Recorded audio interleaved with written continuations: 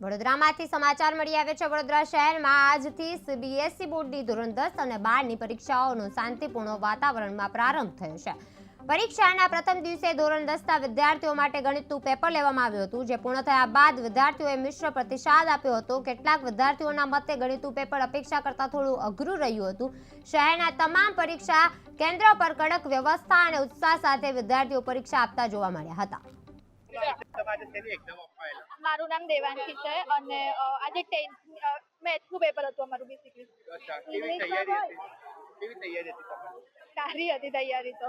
તમારું આ જે પેપર જે હતું પાઠ્યપુસ્તકમાં પ્રશ્ન પૂછાયેલા એટલે એ બુકમાંથી પ્રશ્ન પૂછાયેલા?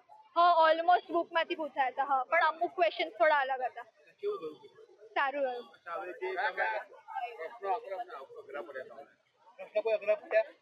હા, જે સેક્શન ડી હતું થોડુંક અઘરું હતું, થોડું લેન્ધી પણ હતું એ, બસ બાકી તો તૈયારી કરી આની એક્ઝામની કેટલા ટાઈમની તૈયારી 17 ડેઝથી। તમે કેટલા કલાક વાંચતા હતા? કેટલા મહિનાથી તૈયારી? બહુ